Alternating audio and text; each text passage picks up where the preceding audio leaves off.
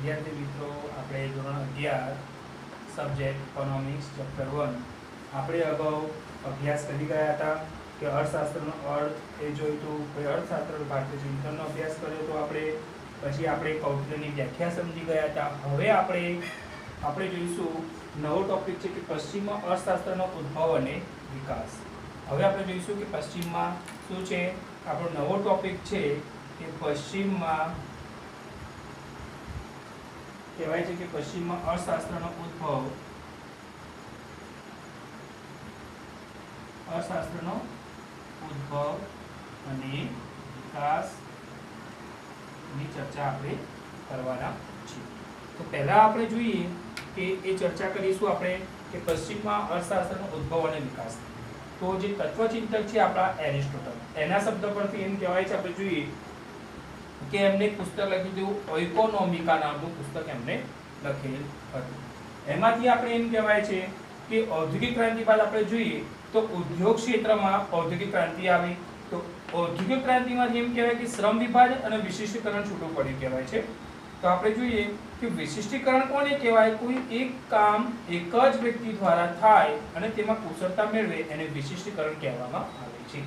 ખાસ પહેલા આપણે અહીંયા ધ્યાન આપીશું કે કોઈ કામ એક જ વ્યક્તિ દ્વારા, એટલે કે ઉદ્યોગ ક્ષેત્ર આવ્યું તો ઉદ્યોગ ક્ષેત્રમાં ઔદ્યોગિક ક્ષેત્ર આવ્યું, તો ઔદ્યોગિક ક્રાંતિ આવી તો ઔદ્યોગિક ક્રાંતિમાં જે શ્રમ વિભાજન અને વિશિષ્ટીકરણ આપણને જોવા મળે છે.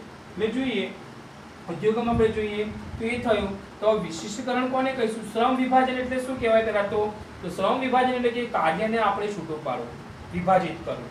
ત્યાર પછી જોઈએ આપણે વિશિષ્ટીકરણની ચર્ચા કરીએ તો વિશિષ્ટીકરણ એટલે કે કોઈ એક કામ એક જ વ્યક્તિ દ્વારા થાય અને તેમાં કુશળતા મેળવે તેને વિશિષ્ટીકરણ કહેવામાં આવે છે.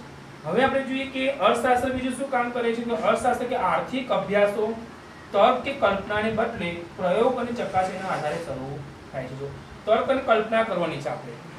અર્થશાસ્ત્ર એમ કહેવાય છે કે માનવીના વર્તનનો અભ્યાસ તો કરે જ છે, પણ આર્થિક અભ્યાસો જે કંઈ છે આપણા, એ આર્થિક અભ્યાસો આપણે જોઈએ તેમાં એમ કહેવાય છે કે સંશોધનમાં આપણે જોઈએ કે ભૌતિક વિજ્ઞાનની જેમ એમ કહેવાય છે કે સમાજ વિજ્ઞાનની જેમ માનવ વર્તનનો અભ્યાસ કરે. એટલે એમ કહેવાય છે કે આપણે જોઈએ કે આર્થિક અભ્યાસો આપણા જે કંઈ છે એમાં તર્ક કે કલ્પનાને બદલે પ્રયોગ અને ચકાસણીના આધારે શરૂ થાય. પ્રયોગ અને ચકાસણીના આધારે આપણે સંશોધનો જોવા મળે છે. ત્યાર પછી આપણે જોઈશું એડમ સ્મિથની વાત કરીશું. તો એડમ સ્મિથ જે કંઈ છે એમ કહેવાય છે, આપણે જોઈએ તો એમ કહેવાય આપણે ઔદ્યોગિકરણની પહેલા ચર્ચા કરી હતી. એટલે પછી આપણે જોઈએ કે એમાં મોટા પાયે આર્થિક સત્તાનું કેન્દ્રીકરણ થયું, પછી મૂડીકરણના પરિણામે એક નવી આર્થિક સામાજિક વ્યવસ્થા ઊભી થઈ. હવે આપણે જોઈશું કે એડમ સ્મિથ. તો એમ કહેવાય છે કે એડમ સ્મિથે પોતાના 1776માં આપણે જોઈએ તો 1776માં પોતાનું એક પુસ્તક હતું, an inquiry into the nature and causes of the wealth of nation. એટલે કે એને આપણે ટૂંકમાં કેવું હોય તો વેલ્થ ઓફ નેશન્સ કહેવામાં આવે છે. જે એનું ટૂંકું નામ છે પુસ્તકનું, વેલ્થ ઓફ નેશન. કઈ સાલમાં? તો 1776માં એડમ સ્મિથે એમ કહેવાય છે પોતાનું પુસ્તક રજૂ કર્યું હતું. જે પુસ્તકનું નામ આપણે શું છે ઇંગ્લિશમાં, એનું અંગ્રેજીમાં કે an inquiry into the nature and causes of the wealth of nation. એને ટૂંકમાં આપણે કેવું હોય તો વેલ્થ ઓફ નેશન્સ કહેવામાં આવે છે. અર્થશાસ્ત્ર આપણે જોઈએ તો અર્થશાસ્ત્ર એ સંપત્તિનું શાસ્ત્ર છે. શેનું શાસ્ત્ર છે? અર્થશાસ્ત્ર. અર્થશાસ્ત્ર આપણે જોઈએ તો એમ કહેવાય છે એને આપણે સંપત્તિનું શાસ્ત્ર કહેવામાં આવે છે. હવે આપણે જોઈશું સંપત્તિનું અર્થશાસ્ત્ર એ આપણું સંપત્તિનું શાસ્ત્ર છે. એમ કહેવાય છે કે આપણે જોઈએ તો ઉત્પાદક શ્રમ દ્વારા, હવે આપણે એની વ્યાખ્યા છે, એડમ સ્મિથે એની પોતાની વ્યાખ્યા આપેલી છે. તો આપણે જોઈએ કે અર્થશાસ્ત્ર સંપત્તિનું શાસ્ત્ર છે તો કે ઉત્પાદક શ્રમ દ્વારા ઉત્પન્ન થયેલા ભૌતિક સંપત્તિના, ભૌતિક એટલે કેવી કે જેને આપણે જોઈ શકાય છે, માપી શકાય છે તેવી વસ્તુ, તેવી સંપત્તિ. જેવી સંપત્તિને આપણે જોઈ શકતા હોય, માપી શકતા હોય, એટલે જોઈએ કે ઉત્પાદક શ્રમ દ્વારા. ઉત્પાદક શું કરે છે? શ્રમ એટલે મહેનત કરવી અને વસ્તી જ વસ્તુનું શું કરવું? ઉત્પન્ન કરવું. અને થયેલા ભૌતિક સંપત્તિ, ભૌતિક એટલે આપણે તમને મેં કીધું એ પ્રમાણે કે શું કહેવાય ભૌતિક એટલે કે જે મેં તમને કીધું કે જેને જોઈ શકાય એને માપી શકાય. એટલે ભૌતિક સંપત્તિના ઉત્પાદન, વપરાશ અને વિનિમયનો અભ્યાસ કરતું શાસ્ત્ર એટલે અર્થશાસ્ત્ર. ઉત્પાદન, વપરાશ અને જે કંઈ પણ આપણે કહેવાય છે કે જેને જોઈ શકીએ, માપી શકીએ, ઉત્પાદન કરી શકીએ અને વિનિમય કરવું એટલે આપલે કરવી. કોઈ વસ્તુની શું કરવી? આપણે આપલે કરવી, એટલે કે વિનિમયનો અભ્યાસ કરતું શાસ્ત્ર એટલે અર્થશાસ્ત્ર. હવે જોઈએ એડમ સ્મિથ જે કહે છે એમ કહેવાય છે કે એડમ સ્મિથની આપણે વાત કરીએ, એડમ સ્મિથે સામાજિક વિજ્ઞાનનો દરજ્જો આપ્યો છે આપણને અને માનવીના આર્થિક વર્તનનો અભ્યાસ કરે છે. એડમ સ્મિથનું શું કહેવું છે, એને આપણને આપણે કહેવાય તો એડમ સ્મિથે સામાજિક વિજ્ઞાનનો દરજ્જો આપ્યો અને એડમ સ્મિથે એમ કહેવાય છે કે આપણે સામાજિક દરજ્જો પણ આપ્યો અને માનવીના આર્થિક વર્તનનો અભ્યાસ કરે છે. શું કે શેનો અભ્યાસ કરે છે? માનવીના આર્થિક વર્તનનો અભ્યાસ કરે છે.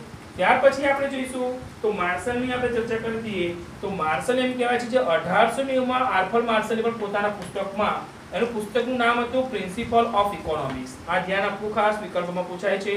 તો 1890 ની અંદર આલ્ફ્રેડ માર્શલે પોતાના પુસ્તકમાં, એનું પોતાનું પુસ્તકનું નામ હતું પ્રિન્સિપલ ઓફ ઇકોનોમિક્સ. એને પણ પોતાની શું કરી છે? વ્યાખ્યા આપી છે. આલ્ફ્રેડ માર્શલે પણ પોતાની વ્યાખ્યા આપી. અર્થશાસ્ત્ર માણસની રોજિંદી જિંદગી, હવે શું કરે છે અર્થશાસ્ત્રનું, કે માર્શલ શું કહે છે કે અર્થશાસ્ત્ર માણસ જે કહે છે એ માણસના રોજિંદી, એટલે શું કહેવાય, રોજનું જે કમાય છે રોજિંદી જિંદગીના આર્થિક વ્યવહારોનો અભ્યાસ કરે છે. આર્થિક એટલે કે કેટલું તે કમાય છે, કે એની શું છે, એની પ્રવૃત્તિ શું છે, આર્થિક પ્રવૃત્તિ કઈ કરે છે, કેટલું એ વેતન કમાય છે, એટલે કે આર્થિક વ્યવહારોનો જે અભ્યાસ કરે છે જેમાં તે ભૌતિક ચીજ વસ્તુની સુખાકારી મળે છે. ભૌતિક એટલે કેવી? જેને આપણે જોઈ શકાય અને આપણે માપી શકાય તેવી ચીજ વસ્તુનો જે અભ્યાસ કરે, સુખાકારી મેળવતો જોવા આપણને મળે છે. ત્યાર પછી આપણે જોઈએ કે રોબિન્સ જે છે એ રોબિન્સે પણ પોતાની વ્યાખ્યા આપેલી છે. રોબિન્સે પણ એમ કહેવાય છે કે અર્થશાસ્ત્રની વ્યાખ્યા આપણને આપેલી જોવા મળે છે. એનું પણ પુસ્તક છે રોબિન્સનું. એટલે રોબિન્સે 1931 માં કહેવાય એના પોતાના પુસ્તકમાં આપણે જોઈએ કે નેચર એન્ડ સિગ્નિફાયન્સ ઓફ ઇકોનોમિક્સમાં અર્થશાસ્ત્રની વ્યાખ્યા આપી છે. હવે કહે છે કે અર્થશાસ્ત્ર એ માણસ પોતાની જરૂરિયાતો અને વૈકલ્પિક ઉપયોગ ધરાવતા સાધનો વચ્ચે કેવી રીતે મેળ બેસાડે છે તેની વર્તણૂકનો અભ્યાસ કરતું વિજ્ઞાન છે. ધ્યાન આપવું ખાસ.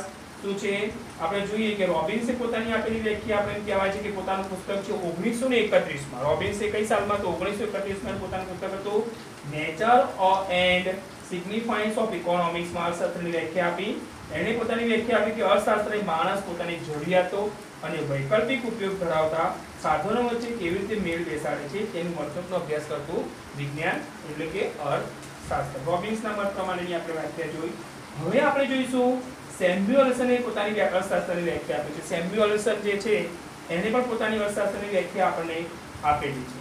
એ કહે છે કે આપણે જોઈએ એની જે વ્યાખ્યા છે કે સમાજ કેવી રીતે પોતાના અછતવાળા સાધનો દ્વારા અગત્યની જરૂરિયાતનું ઉત્પાદન કરે છે અને જુદા જુદા લોકો વચ્ચે વહેંચે છે તેનો અર્થશાસ્ત્ર અભ્યાસ કરતું જોવા આપણને મળે છે. એટલે સંયોજન, સમાજની પસંદગીઓ અને વહેંચના મુદ્દાને અર્થશાસ્ત્રના અભ્યાસમાં ક્ષેત્રમાં મહત્વનું સ્થાન આપે છે. હવે ત્યાર પછી આપણે એમ કહેવાય છે કે આમ અર્થશાસ્ત્રની વિવિધ વ્યાખ્યાઓ પરથી આ પ્રમાણેના મુદ્દા આપણા મહત્વના બનતા જોવા આપણને મળે છે. તો આપણે જોઈશું એમાં મહત્વના મુદ્દા કયા છે. તો અર્થશાસ્ત્રની વિવિધ વ્યાખ્યા પરથી મહત્વના મુદ્દાઓ કે અર્થશાસ્ત્ર માનવીના આર્થિક વર્તનનો અભ્યાસ કરે છે. પહેલા તો આપણે ખાસ ધ્યાન આપીશું અર્થશાસ્ત્ર કોનો અભ્યાસ કરે છે? માનવીના આર્થિક વર્તનનો અભ્યાસ કરે છે. તે વાસ્તવદર્શી છે અને તેની અભ્યાસ પદ્ધતિ વૈજ્ઞાનિક છે અને માટે તે સામાજિક વિજ્ઞાન પણ કહેવામાં આવે છે. હવે આપણે વિદ્યાર્થીઓ નેક્સ્ટ લેક્ચરની અંદર આપણે અત્યારે બધી શું જોયું કે પશ્ચિમમાં અર્થશાસ્ત્રનો ઉદ્ભવ અને વિકાસ જોયો. એમાં આપણે એરિસ્ટોટલનું જોયું, પછી એડમ સ્મિથ જોયા, એના પછી માર્શલ જોયું, રોબિન્સ છે અને સેમ્યુએલ્સન છે. બધા પોતાની અર્થશાસ્ત્રની વ્યાખ્યા આપણને સમજાવી છે. હવે આપણે નેક્સ્ટ લેક્ચરમાં આર્થિક પ્રવૃત્તિ, બિન આર્થિક પ્રવૃત્તિનો સરસ મજાનો અભ્યાસ કરીશું. આભાર.